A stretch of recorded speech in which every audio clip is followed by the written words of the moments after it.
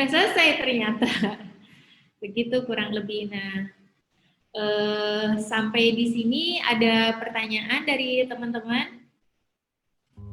Oke, kebetulan kan untuk produk saya kan memang untuk unisex, dalam artian untuk cewek cowok bisa.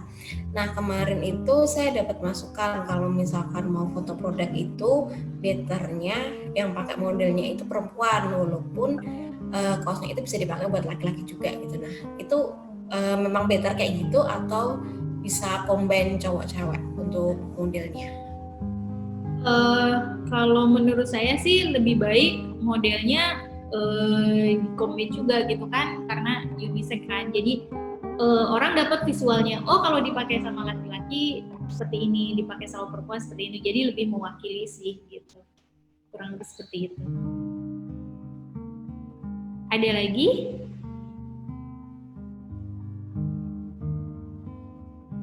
Silakan. Tadi kan Kak Rosti bilang kalau untuk foto tuh ada foto campaign sama foto lookbook.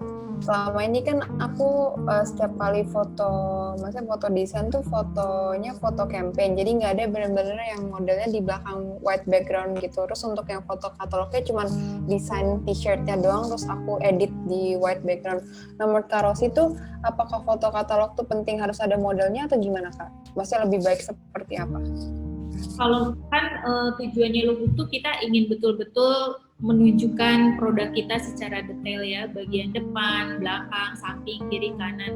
Kalau menurut mentor saya, Mas Jaya Setiabudi, malahan ketika foto itu betul-betul ditunjukkan, kayak misalnya modelnya itu ingin menunjukkan seberapa besar ininya ditunjukkan gitu. Saya pura-pura dipegang kayak gini. Terus bagian sini ada resleting, ditunjukkan juga seperti ini gitu. Jadi kalau misalnya yang Janet lakukan itu fotonya sudah tersampaikan, menurut saya sih nggak masalah gitu ya. Tapi kalau misalnya memang butuh gerakan-gerakan tertentu oleh model, mungkin itu bisa. Tapi kalau tergantung produknya kita juga gitu. Karena kita mengenali betul produk kita seperti apa, kayak tadi kan kaosnya lebih loose gitu kan, tidak terlalu banyak, tidak ada resetting sana sini, kancing kiri kanan kan tidak ada gitu. Jadi kita yang paling kenal produk kita seperti apa, penyampaiannya seperti apa. Yang paling utama adalah goalsnya tersampaikan pesannya gitu, dan detail-detailnya tersampaikan. Kurang lebih sih seperti itu. Dan ketika kita punya ciri khas sendiri, bagaimana kita caranya memasarkan produk kita, itu juga jauh lebih baik gitu. Kan dilengkapi juga sama video-videonya kan. Ya gitu, kurang lebih, karena video itu penting sekali gitu ya. Dalam satu video itu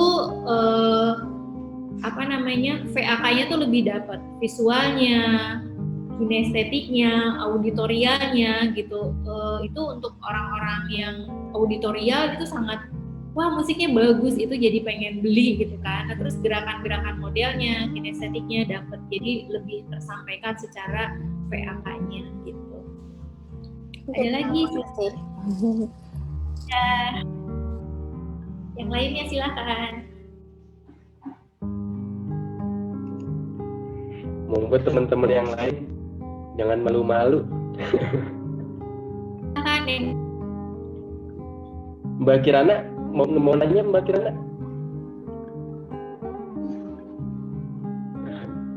Belum ada. Atau mungkin teman-teman ada yang bedah Instagramnya, bedah foto-fotonya, boleh silakan dibedah, di share screen. Terus kan materi kita adalah branding tentang aktivitas kita, jadi kita bisa bedah sama-sama. Silakan. Mbak, saya mau nanya dong. Ya, silakan. Ada tips nggak buat kalau kita nggak pakai model? Maksudnya kita foto katalog sendiri. Kan budgeting buat foto katalog itu kan lumayan. Nah, itu kita mau nyiasatinnya kita ya udahlah foto sendiri aja. Itu gimana? Maksudnya tips dari Mbak itu gimana? Oh, jadi sebetulnya orang itu ya membeli produk kita. Sebentar saya tutup jendela dulu ya, karena kolam renangnya lagi.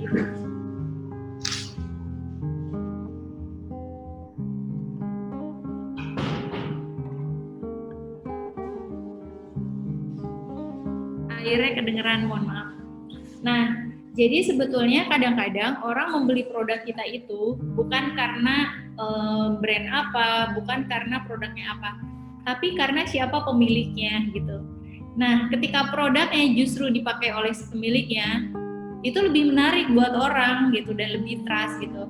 Kenapa tadi saya bertanya, siapa yang pakai produknya gitu. Kadang-kadang teman-teman saya sendiri gitu ya, mau dong baju yang dipakai sama Osi kemarin. Nah, padahal lihat saya di mana, terus saya posting foto saya di Instagram gitu kan, di capture sama teman-teman, terus hubungi CA saya, aku mau dong baju yang dipakai Osi gitu. Nah, jadi teman-teman nggak usah khawatir ketika foto itu dipakai oleh sendiri modelnya gitu. Kadang-kadang orang lebih tertarik ketika kita memakainya, karena kita memakainya otomatis dong gitu, karena ownernya. Rasa mencintainya tuh berbeda gitu. Satu hal lagi saya ingin cerita. Jadi kemarin ketika awal pandemi ini jaket yang saya pakai ya, yang kemarin akhirnya menjadi viral dan diliput oleh 43 media, itu awalnya adalah ketika jaket ini saya pakai gitu. Jadi waktu itu saya belum kepikiran menjual jaket ini. Jadi jaket ini memang sudah ada dari 2016, kemarin saya udah cerita ya.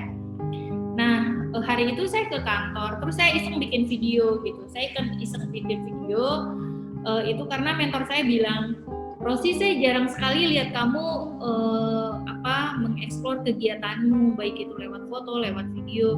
Cobalah sesekali bikin video diri. Nah, saya ingat mentor saya, ketua chairman saya, Mas Ali Karisma ya, di Indonesian Fashion Chamber. Nah, terus saya bikin video iseng gitu, pakai jaket-jaket ini. Saya sampaikan bahwa di video itu saya cerita bahwa saya dari rumah ke kantor masih beraktivitas karena saya ingin menyemangati tim saya. Nanti teman-teman bisa lihat videonya seperti apa di Instagram saya, itu ada di Instagram TV. Terus saya bilang jaket ini membuat saya merasa nyaman dan tidak takut untuk keluar rumah, bla bla bla bla bla bla. Kemudian diedit sedikit oleh tim saya, dikasih teks gitu ya. Nah, tidak sampai 1x24 jam itu stok habis gitu. Dan itu benar-benar banyak banget yang beli, terus viewernya juga langsung banyak. Sampai akhirnya tim saya bilang gini, udahlah yang bikin video Mbak Rosi aja modelnya. Nah, saya juga nggak mau gitu kan kalau saya terus-terusan, karena memang saya sukanya di belakang layar. Nah, jadi itu sharing pengalaman saya Mbak Eti. Jadi nggak usah khawatir ketika kita yang harus memakai produknya sendiri, cuman ada beberapa hal itu yang harus diperhatikan.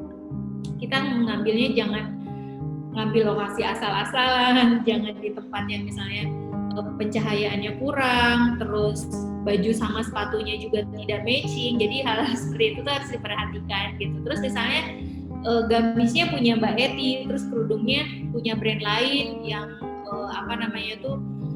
nanti ketika orang tanya, Mbak aku mau beli kerudungnya dong. Iya. Itu sering-sering sekali gagal fokus seperti itu gitu. Jadi kalau bisa semuanya pakai produk Mbak Eti. Kalau misalnya pakai produk lain juga jangan terlalu ditonjolkan gitu, kurang lebih seperti itu. Jadi nggak apa-apa ketika belum ada model nih, masalah budget dan lain sebagainya, mungkin sesekali Mbak Eti atau sesekali misalnya endorse sebenarnya yang memang tinggi atau gimana gitu. Jadi itu bagaimana kreativitas kita aja gitu. Oke, berikutnya siapa lagi? kita saling bantu ngiklanin aja Mbak. Oke, boleh. Nah, sekarang gini deh teman-teman, sebelum kita break, teman-teman ketik nama brandnya, Instagramnya, terus kemudian kita saling follow ya satu sama lain. Terus karena branding itu kan aktivitas, semakin banyak aktivitas kita, semakin banyak di-share oleh teman-teman dan segala macam, itu akan mengangkat penjualan gitu. Jadi di awal-awal pandemi itu yang saya lakukan adalah semua produk teman-teman, jualan teman-teman tuh saya posting sampai akhirnya di Instastory saya tuh ada cilok, ada bakso, ada donat, pokoknya apapun jualannya teman-teman saya jual, saya share gitu. Nah mungkin itu juga yang membuat produk saya jadi terangkat, jadi laris dan jadi mendatangkan rezeki itu karena ya saya tidak tahu bahwa kegiatan apa yang kita lakukan yang kemudian memudahkan orang lain dan itu akhirnya memudahkan kita gitu. Itu teman-teman, boleh diketik nama Instagramnya, nanti kita saling follow satu sama lain. Kak, aku boleh minta pendapat kakak nggak? Tadi kakak bilang kan share screen IG-nya, kontennya seperti apa gitu. Boleh sekilas lihat gak kak? Oke, boleh.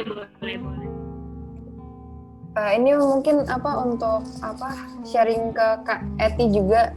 Ini aku modalnya temenku Kak, jadi nggak aku bayar.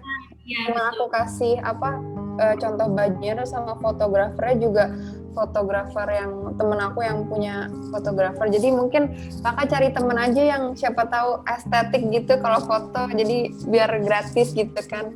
Ini. Tarik bantu. Bagus sih. Terus untuk yang aku bilang lookbooknya, aku punya IG sendiri tapi seperti ini doang Kak. Jadi nggak ada modelnya gitu. Mewakili kok.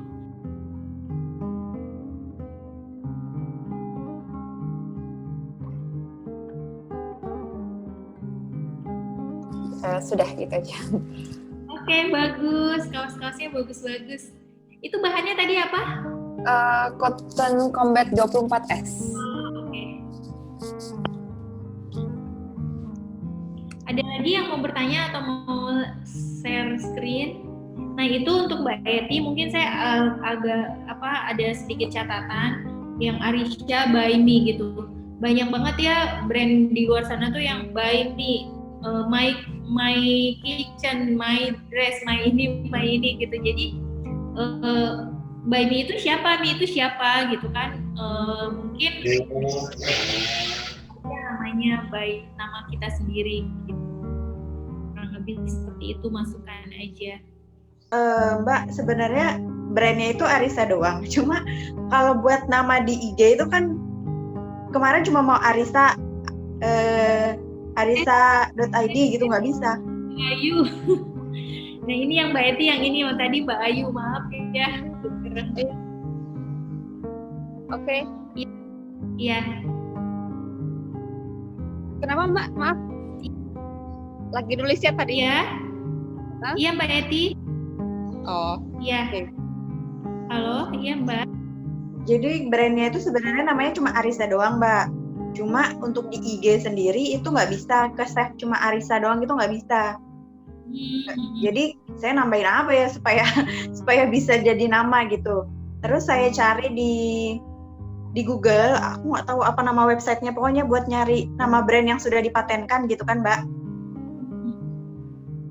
Arisa itu sudah ada nama brand yang sudah dipatenkan. Oh, nah ini juga kejadian ya. Jadi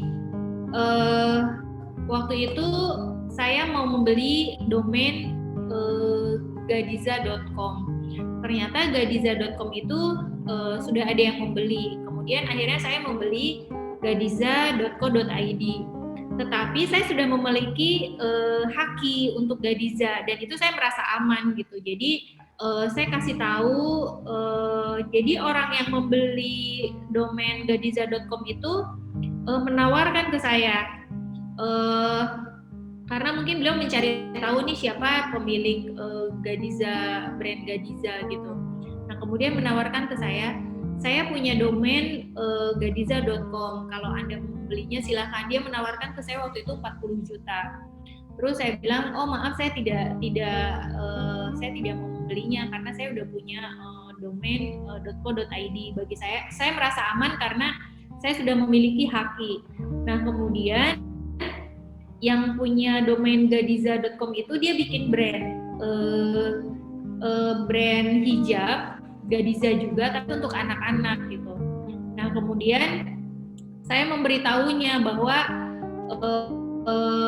sayang lo membangun brand, tetapi yang memiliki hakinya saya gitu, karena nanti meskipun brand dia jadi besar, tapi dia tidak memiliki hakinya kan sayang. Terus saya mengedukasi, saya memberitahu bahwa sayang ketika kita membangun brand, hakinya sudah dimiliki orang lain gitu, kurang lebih seperti itu. Karena ketika kan kita ingin brand kita menjadi besar, brand kita mendunia dan lain sebagainya, dan ketika hakinya dimiliki orang lain, nanti orang lain bisa somasi kita dan lain sebagainya gitu. Kurang lebih seperti itu. Jadi gambaran aja betapa pentingnya kita memiliki haki untuk brand kita, dan ketika brand itu sudah dimiliki haki orang lain, lebih baik kita memikirkan kembali apakah mau dilanjutkan atau tidak gitu, karena mungkin nanti ini bisa lebih konsultasi lagi ke ahlinya kalau yang terjadi di Gadiza seperti itu. Jadi saya amankan dulu, saya daftarkan hakinya, kemudian setelah itu kalau bisa saya langsung membeli domain.com-nya gitu. Jadi kayak para pohon saya daftarkan hakinya, langsung saya beli domain.com-nya, parapohon.com, alaskumala.com, gadiza.co.id, karena .com-nya udah dimiliki orang lain, dan sampai sekarang itu masih dilelang dengan harga 30 juta gitu.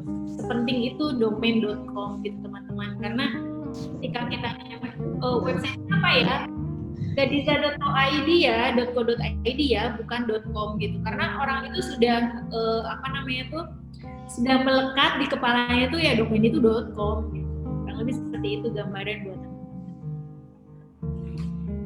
Iya, tadi Mbak Eti, silakan dilanjutkan Mbak. Yang tadi sudah ada yang punya gitu ya, yang Arisyanya itu ya. Ya, jadi saya sama teman-teman ya udah sih, maksudnya kan ini label sudah dicetak banyak, terus stiker dan sebagainya, masa ya mau diganti namanya gitu kan, agak susah gitu. Jadi ya udah dilanjutin aja, jadi Arisa Baimi aja weh gitu. Nanti pelan-pelan aja kalau misalnya nanti mau di branding, jadi customer-nya diedukasi bahwa kita akan rebranding, kita akan ganti nama, dan itu dipastikan bahwa kita yang memiliki hakinya gitu. Dan teman-teman mungkin bisa membaca bukunya Mas Jaya Setiabudi itu, kalau kita bikin brand itu yang mudah dibaca, mudah diingat, mudah diucapkan. Kalau misalnya pun kita melewati si toko brand tersebut, meskipun kita dalam kendaraan dan kecepatan tinggi, kita berhasil membacanya gitu. Jadi yang simple, yang mudah diucapkan, mudah diingat, itu juga hal-hal yang harus diperhatikan. Tidak konsonan ketemu konsonan, tetapi konsonan ketemu vokal. Itu bekal aja buat teman-teman, kurang lebih seperti itu gitu. Karena brand itu sangat penting sekali, dan branding itu juga sangat penting sekali gitu. Begitu, jadi nggak apa-apa Mbak Eti dilanjutin aja, karena di tangga bisnis pertama juga selling, jadi jualan aja dulu, membangun dulu gitu. Setelah itu nanti step-step berikutnya nanti kita bisa tempuh gitu. Kurang lebih seperti itu.